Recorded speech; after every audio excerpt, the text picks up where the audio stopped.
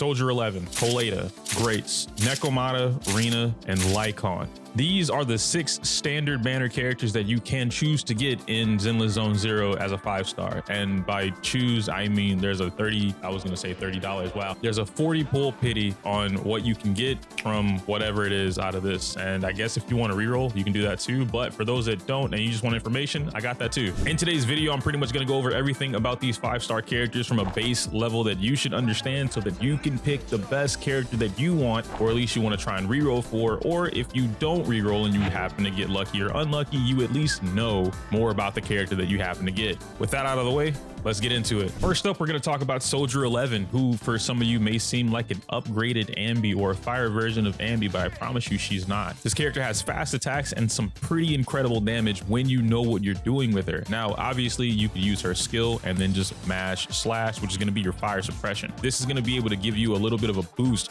And by a little bit, I mean a decent amount. You're going to be getting anywhere between 3 to 6% of a damage increase, and that has a bunch of stacks on top of it. And then from the beta, this lasted around 10 seconds, give or take. So it's a little bit tricky to get the timing down. But what's really cool about Soldier 11 is that she's actually more of a fighting game character than she is a mashing character. If you use her basic attack, you can actually trigger her skill without using any energy. Now, this is huge for a lot of players like myself, who are pretty much good at just timing the button presses or timing the keys, whatever it is that you want to do. And so TLDR, you can basically get all the damage that you would get from her skill or ultimate after basic attacks, the enhanced version of that, just by timing her basic attacks correctly, therefore saving your energy for other characters or for even herself. And then you can use that when you want to switch out, switch in, and get big dick slashes. Now, as of right now, a lot of her kit is based around self-buffing mechanics. Use fire suppression and you get a 35% attack increase. Use this or that and you get 25% fire penetration, things like that. The character overall is fun and great to play. She fits on a number of teams, especially with the newly announced Lucy and Piper. In fact, I'm pretty positive that's going to be her best team. However, I wouldn't say that Soldier 11 is my top pick for the #1 5-star out of the standards that you should choose.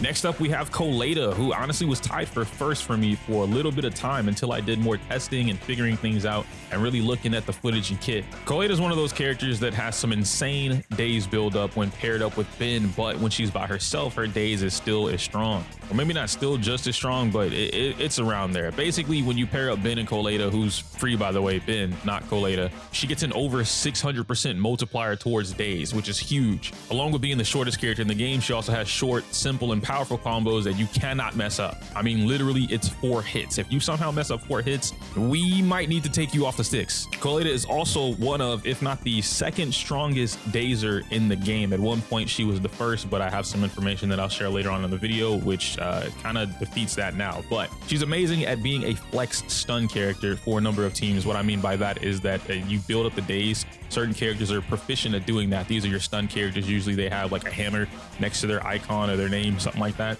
And so these type of characters are going to be what you want on the team to help build up that days meter really quickly so that you can get the stun multiplier, get a lot more damage percent going on, and then get your full combos activated, because when the enemy is dazed, they cannot move. That's also how you get your chain attack started. And specifically in Koleda's case, not only being able to give herself energy when she uses her EX special attacks, but her chain attack is also huge. Her quick assist attacks are also pretty big on giving her energy as well as more days. And just like other days characters in the game, anything with stun multipliers, she's going to be able to help you increase how you're getting to that point. Not to mention that her W engine is one of the best, if not the best, standard W engine in the game. Now, unlike Soldier 11, Koleda will not be buffing herself in the same manner. She's not going to give herself damage percent or attack percent or even fire defense reduction or penetration, whatever it is. She doesn't do those type of things. Koleda basically increases the days that she deals, and this is why I say she's one of the best, if not the best, when it comes to stunning an enemy. Basically, if you were going to be able to do, I don't know, 25% stun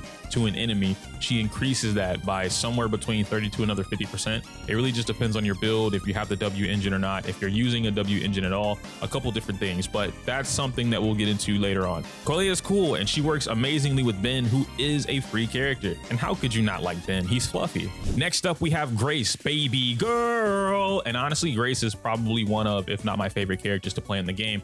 It's one of those things as a fighting game player where I like characters with movement. I like characters that have options, and I like things to be able to done on a high execution level so that I can sit there and pretend that I'm mashing buttons and I feel good about it. Grace is almost perfect for that. She's a high mobility character that stacks up Anomaly for free incredibly fast. Anomaly is going to be the elemental statuses that you have in the game. It's not as similar to elemental reactions like Genshin Impact, or even something, I can't even think of what it would be like in Star Rail, to be honest. Like, it's not like Break Effect at all. That's closer to the stun meter. But in this game, the Anomaly buildup is honestly easier compared to Pokemon. Like, if I'm using Poison or Freeze or Burn, there's a certain buildup that you need to do, right? So X amount of attacks or X amount of physical, for instance, application will then apply this. And so the better or more you're able to do that, the better that character is at building up Anomaly. Now in Grace's case, and I've seen a number of guides and no one goes over this because a lot of people just don't understand how to play Grace. Grace is one of those characters where you can do anything within her basic attacks or her combo strings, and this will not be interrupted. This is very strong because another character, Rina, who we'll talk about later on, basically has the same type of kit or the same actions, passive, whatever it is that you want to call it. Now with this in mind, this essentially means that you can do something like basic attack 1-2 special grenade, basic attack 1-2 special grenade, basic attack grenade, basic attack grenade, dodge, basic attack.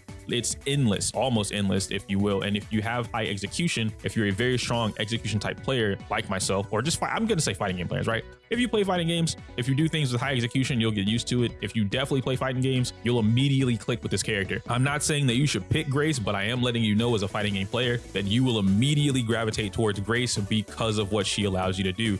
The high movement in the character, the anomaly buildup, seeing shock every couple of seconds. Like, this character is crazy cracked when it comes to doing that. Just a few grenades, especially with a half decent anomaly build, is going to give you the shock application. Boom, the enemy shock.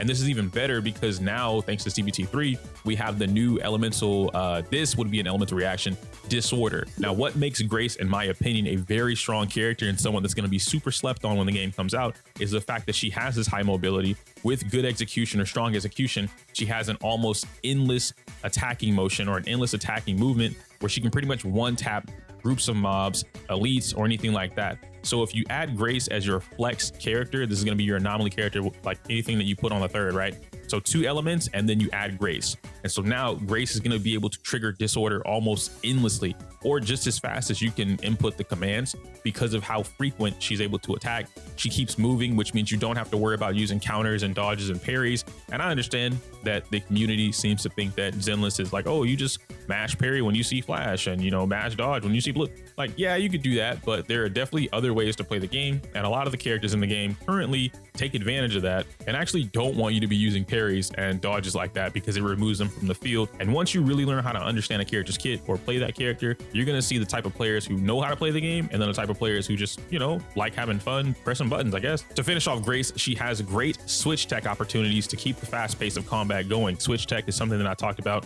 on my main channel whenever I was covering Zenless over there during the first CBT2. But switch tech basically is the, how do I explain it? Fighting game players know what I'm talking about, and Naruto players know what I'm talking about. If you're new to the Zenless and like all of this, switch tech is basically where you can input a command for one character, they do the thing on the field, and then you immediately switch out into another character. While you're switching out, instead of the character leaving the field, they're still doing their action.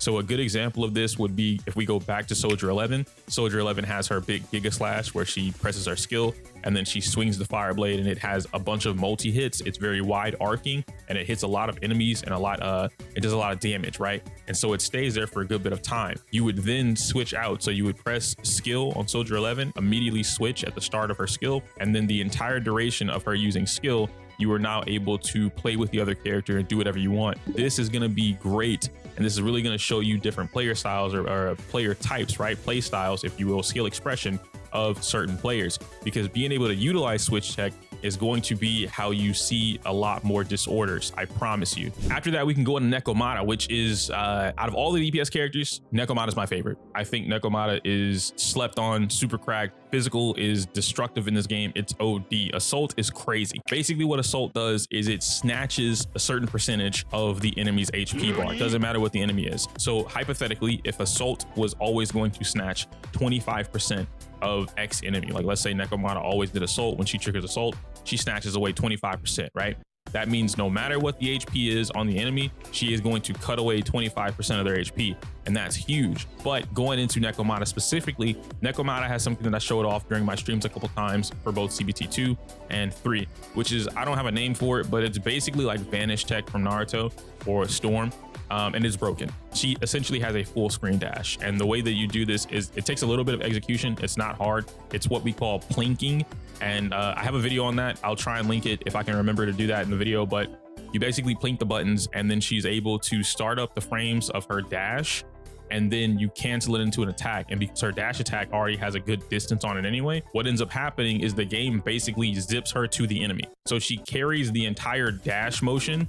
She zips to the enemy with her dash attack and basically has a super extended dash attack that nobody else in the game has. This is crazy good for her, not only being a physical character, but also being a DPS character and having crazy fast attacks. If you're familiar with someone like X-23 or Wolverine from the Marvel vs. Capcom games, Nekomata plays very similar to these characters. She has I think it's her basic attack 3 and her hold attack that is going to actually give you something akin to a Berserker Barrage or Berserker Slash from the Marvel vs. Capcom game. She also has a cross slash, which is kind of like what Wolverine or someone else does, a big old X, right? They do a big X slash coming downwards, right? And she has a cross slash as her EX skill. So I've already talked about how Assault is nasty, and I've already talked about how Nekomata takes incredible advantage of that. We can also combine the fact that she has fast, powerful attacks that basically leave the enemy blitzed. She goes in between front, back, side to side, above them, below them. Nekomata has crazy good movement in all of her attacks. It's very good. And so when you're able to combine the fact that not only do you have the opportunity to stop, and I mean that literally, you don't have to mash attack in order to get what you think might be the max damage or, you know, just whatever. The reason I say this is because the game is very reactive, at least right now from the versions that I'm able to play. Some of them will just hit you, some of them will shoot you from far away, and they don't care whether or not you have interrupt resistance. They're going to find a way to get you out of that. When you're mashing attack, you don't really pay attention. You're not socially aware of everything going on the field. Nekomata is so great because not only does she have that broken Vanish tech that I talked about earlier with the dash attack, but she also has the ability to control who's getting cross slashed, who's getting zipped behind when you go behind an enemy. And thanks to the properties of her dash attacks, she actually has full invulnerability when she's dashing through enemies. You pretty much just zip through them and you don't get hit. Now you're behind them, they're facing forward, and thanks to Nekomata's particular ability, she has back attack damage, right? Or multiplier. So whenever she hits someone from behind, if you have her W engine or you have it's either a talent or they're gonna make it an Eidolon, like a copy of her. I'm not entirely too sure which one it is right now. In CBT2 it was a part of her skill, in CBT3 it was a part of the talent, so the ABCDEF, and then it was on the weapon no matter what. But point being is that she's the only one in the game that has something like this. So whenever you do attack the enemy from behind, you actually get a huge multiplier. Now, if I'm not mistaken, during CBT2, it was something around like 45% extra damage from her kit by itself. And then when you added the weapon, it was another 35%.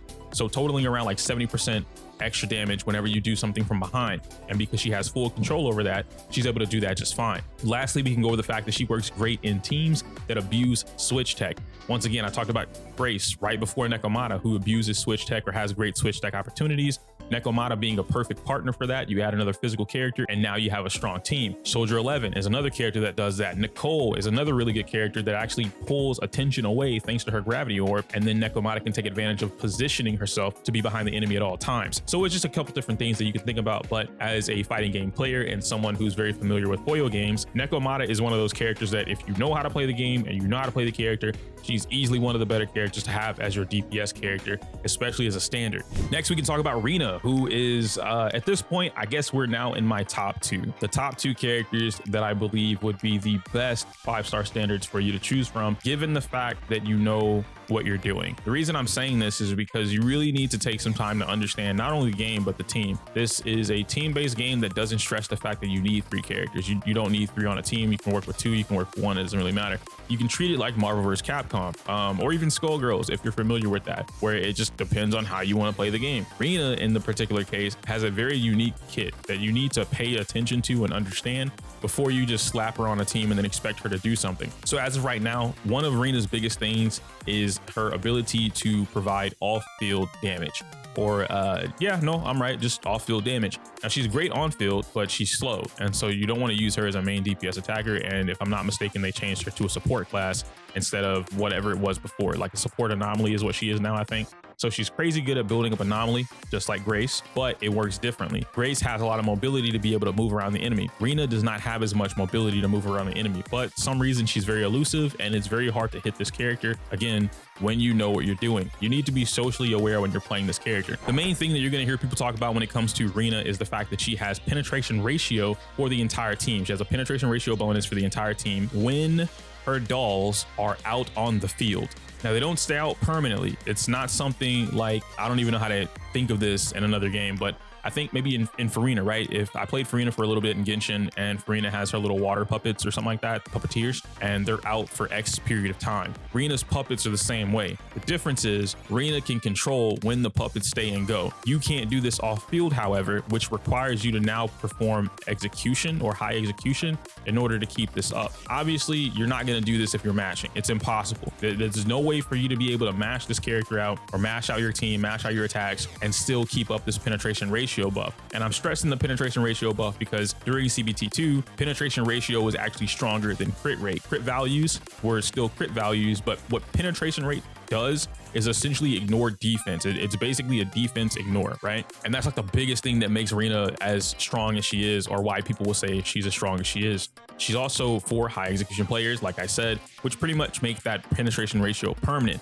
Shock Anomaly is fantastic. She builds this up crazy good, just like Grace. And because Shock Anomaly has the disorder trigger, with Shock and the way that that works, or where the disorder works, elements reactions happen after the disorder. I think that's the part that I didn't explain earlier. Last about Rina is that she's a slow, methodical attacking type of character with a good kit, which allows you to focus on well-paced attacks, and it allows you to pay attention to the screen, or social awareness, right? And then last but not least, we have Lycaon. Now, Lycaon was also the tie for first that I had when it comes to like the best character that I think you should be looking for when it comes to Zenless Zone Zero's 5-star standards. But honestly, it's still between Lycaon and Rina. Like at first it was Lycaon and Koleda. I think now it's Lycaon and Rina. I have a lot more value in Rina than I do Koleda, but that's not to say that Koleda isn't like up there, right? Like all of these standard characters are so good that if you get one, you really have to hate the character. Me personally, I really don't like Koleda's gameplay. So if I got Koleda, I would want to reroll. And that's why I'm saying it the way that I'm saying it. But I understand Koleda's value, but this isn't her panel anymore. This is about Lycaon. Lycaon has the best daze combos in the game from what I've been able to do. Now, again, as a fighting game player, I'm looking for combos, I'm looking for meter buildup, meter management, and overall skill expression. Lycaon has easy to use combos that are simple and effective. And they also have good variations. What I mean by that is he has the regular basic attacks, and then he has these hold or charged basic attacks. And those also happen to his skill. So now you're able to do mixtures of fast attack, slow attack, fast attack, all slow attack, whatever the case may be. And you might be thinking like, what's the point of that? Like, why wouldn't you just use one or the other? And well, it's because they have different multipliers. Some of those kicks have higher damage values. Some of the kicks have higher daze values. Some of the kicks start up faster, and most of the charge attacks start up slower. So really, it really just comes down to like playing with the character and figuring out how you want to do it. I wouldn't say like there's a best do this and do that, because I've found routes that give you both results from, you know, full charged or not full charged and half charged, whatever. Doesn't really matter. But with all of that in mind, and talking about the combos being as simple as they are with good variations, I say this because that allows him to basically one tap an enemy's daze bar. You're not going to be doing this to any elite with just Lycaon, at least not as easily. You need some meter and a couple different, you need some stuff. But when it comes to just team play overall, any mob, Lycaon can one tap them just like that. They're dazed. Any mini boss or mini elite, the ones that look like bosses, but they're not actually full on bosses, Lycaon can one tap them with one really strong combo. If you know your daze combos with this character, he's gonna one tap them no problem. You're gonna immediately start your chain attacks, and then that's how you get your big damage with your maximum B&B combos or whatever it is that you want. And when you're fighting the Giga Elite bosses, when you have good team structure and you know your team very well and you know how to play them, when to switch out, quick assist, switch tech, who's parrying, who's not parrying, when you're taking advantage of another character being on the field versus when you're taking advantage of Lycaon just coming out some kicks and then going away. If you're playing freeze comp, if you're not playing freeze comp, there's so many different things that go into the full-on team structure of a character, which is why I didn't want to go over that all in this video. It'd be like 2 hours long. With Lycaon in particular, Ellen being the first banner, the limited banner character that we have, he is an amazing partner for her, if not the best partner for her. So if you're going for Ellen, you 100% want to shoot for Lycaon as your 5-star character. So overall, I'd say that I did a pretty round up job of giving you an explanation. I feel like this was really long, and I didn't intend for it to be really long. It's just that you guys can tell that I'm pretty passionate, and then I talk and study, and I know a lot. At least I feel like I know a lot about the game. So we kind of go from there. But to round it all up, Lycaon is the #1 character that I would say to go for, especially if you're going for Ellen. Now, a lot of these have variations. They differ depending on what you're going for. If you don't care about Ellen and you're saving up for Julian, for instance, then none of these characters matter to you. However, if you are saving up for Julian, I would 100% look at a stun character. So you probably still want to go for Lycaon or even Koleda. Koleda is very strong. She's going to get the job done too.